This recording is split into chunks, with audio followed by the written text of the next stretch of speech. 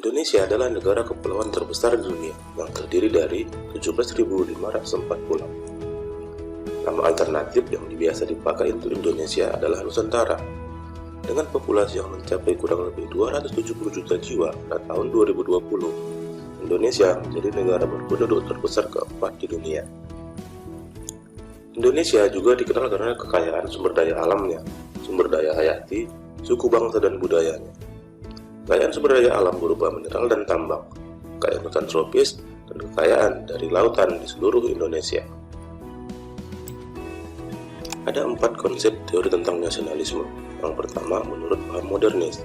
Menurut modernis, bangsa merupakan hasil dari modernisasi dan rasionalisasi, seperti yang dicontohkan dalam negara birokratis, negara ekonomis, dan industri. Dalam perspektif modernis, memandang dunia pramodern merupakan formasi politik yang heterogen. Yang kedua, teori menurut primordialis.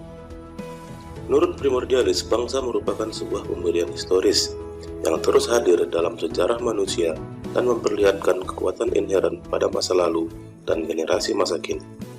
Yang ketiga, teori perennialis. Bangsa bisa ditemukan di berbagai zaman sebelum periode modern. Dengan demikian, dalam perspektif primordialis dan perspektif modernis, bangsa modern bukanlah sesuatu yang baru, karena dia muncul sebagai kelanjutan dari bangsa-bangsa periode sebelumnya. Yang terakhir, menurut etno. Aliran etnosimbolis melihat bahwa kelahiran bangsa pasca abad ke-18 merupakan sebuah spesies baru dari kelompok etnis yang pembentukannya harus dimengerti dalam jangka yang panjang. Dalam konteks Indonesia, nasionalisme kebangsaan Indonesia dimulai sejak pada masa kejayaan kerajaan di seluruh Nusantara, seperti pada masa kejayaan Kerajaan Majapahit dan masa kejayaan Sriwijaya. Setelah runtuhnya masa kejayaan kerajaan di Nusantara, masuklah penjajahan kolonialisme. Masa penjajahan kolonialisme ini muncul nasionalisme kebangsaan ditandai dengan kebangkitan nasional, yaitu ditandai dengan berdirinya organisasi Budi Utomo pada tanggal 20 Mei 1908 dan sampai pada hari ini masih kita rayakan sebagai Hari Kebangkitan Nasional setiap tanggal 20 Mei sampai berdirinya negara Republik Indonesia. Keanekaragaman bangsa Indonesia merupakan sebuah potensi yang dapat mencapai tujuan bangsa. Potensi tersebut ditandai dengan dapat mempererat tali persaudaraan, dapat menjadi aset wisata yang dapat menghasilkan pendapatan negara, memperkaya kebudayaan nasional, dan sebagai identitas negara Indonesia di mata di seluruh dunia. Dapat dijadikan ikon wisata sehingga para wisatawan tertarik dan berkunjung di Indonesia. Dengan banyaknya wisatawan, maka dapat menciptakan lapangan pekerjaan. Juga sebagai pengetahuan bagi seluruh warga di dunia sebagai media hiburan yang begitu. Keanekaragaman juga dapat menimbulkan rasa nasionalisme warga negara yang di seluruh negeri Indonesia. Juga dapat membuat Indonesia terkenal di dunia berkat keanekaragaman budaya yang kita miliki. Selain sebagai sebuah potensi, keanekaragaman juga sebagai sebuah tantangan. Tantangan untuk muncul ditandai dengan 1. Tidak adanya persamaan pandangan antar kelompok. Yang kedua, tindakan anggota masyarakat sudah tidak lagi sesuai dengan norma yang berlaku. Yang ketiga, norma-norma sosial tidak berfungsi dengan baik. Yang keempat, terjadi proses disosiatif, yaitu proses yang mengarah pada persaingan tidak sehat dan banyaknya tindakan kontroversial. Yang kelima, adanya pertentangan norma-norma dalam masyarakat. Yang keenam, etnosentrisme, yaitu timbul perasaan di mana kelompok merasa dirinya paling benar. Yang ketujuh, pemberlakuan sanksi terhadap pelanggar norma tidak tegas. Yang kedelapan, stereotip terhadap suatu kelompok. ASN dalam keanekaragaman bangsa. Sebagai pelayan publik, setiap pegawai ASN senantiasa harus bersikap adil, tidak diskriminatif dalam memberikan pelayanan kepada masyarakat. ASN harus bersikap profesional dan berintegritas dalam memberikan pelayanan. Tidak boleh mengejar keuntungan pribadi atau keuntungan instansi. Tetapi, pelayanan harus diberikan dengan maksud untuk memberdayakan masyarakat, menciptakan kesejahteraan masyarakat. Untuk itu, integritas menjadi penting bagi setiap pegawai ASN. Selalu memiliki nilai-nilai kejujuran, keadilan, tidak korupsi, transparan, akuntabel, dan memuaskan publik. Dalam menjalankan tugas pelayanan kepada masyarakat, ASN dituntut untuk dapat mengatasi permasalahan keanekaragaman, bahkan menjadi unsur perekat bangsa dalam menjaga keutuhan negara kesatuan Republik Indonesia. Secara definisi, harmoni adalah kerjasama antara berbagai faktor yang sedemikian rupa, sehingga faktor-faktor tersebut dapat menghasilkan sesuatu kesatuan yang luhur. Apa sih pentingnya harmoni?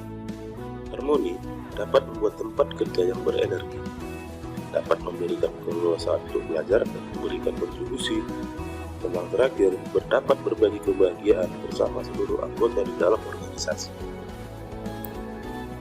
Mewujudkan suasana harmonis, ASN harus bersandar kepada kode etik ASN dan etika publik. Kode etik ASN sedang tertuang dalam Pasal 5 Undang-Undang Nomor 5 Tahun 2014 tentang ASN. Kedua, bersandar kepada etika publik.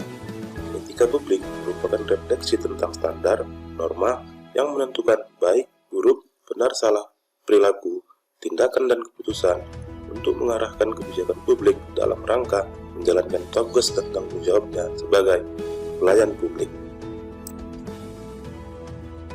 Kode etik ASN yang tertuang dalam Undang-Undang Nomor 5 Tahun 2014 tentang aparatur sipil negara, yaitu melaksanakan tugasnya dengan jujur, bertanggung jawab, dan berintegritas tinggi, melaksanakan tugasnya dengan cermat dan disiplin, melayani dengan sikap hormat, sopan, dan tanpa tekanan, melaksanakan tugasnya sesuai dengan ketentuan peraturan perundang-undangan, melaksanakan tugasnya sesuai dengan perintah atasan atau pejabat yang berwenang sejauh tidak bertentangan dengan ketentuan peraturan perundang-undangan dan etika pemerintahan, menjaga kerahasiaan yang menyangkut kebijakan negara, menggunakan kekayaan dan barang milik negara secara bertanggung jawab, efektif, dan efisien, menjaga agar tidak terjadi disharmonis kepentingan dalam melaksanakan tugasnya, memberikan informasi secara benar dan tidak menyesatkan kepada pihak lain yang memerlukan informasi terkait kepentingan kedinasan,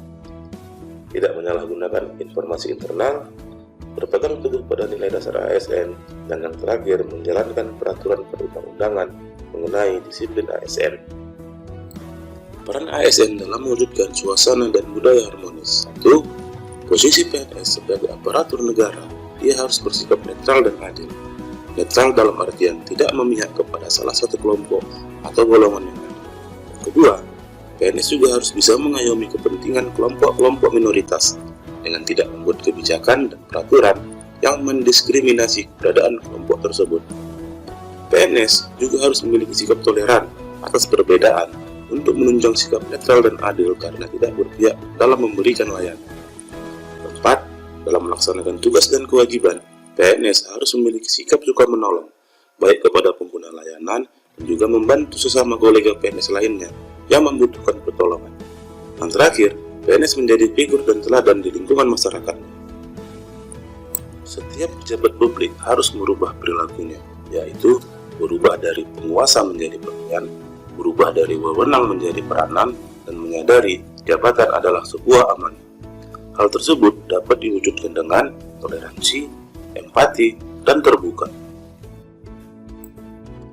Ada 3 panduan perilaku harmonis yang dapat diterapkan ASN dalam kehidupannya sehari-hari, baik di lingkungan pekerjaan ataupun di lingkungan masyarakat, yaitu 1. Menghargai setiap orang apapun latar belakangnya. Yang kedua, suka menolong orang lain. Yang ketiga, membangun lingkungan kerja yang kondusif. Kita saksikan implementasi core value ASN harmonis di dalam lingkungan unit kerja saya, Badan Keuangan dan Aset Daerah Kabupaten Asahan. Haris, Ada apa, Bu? Pak, saya mau input SSH di SIPB, maksudnya dari mana ya? Oh,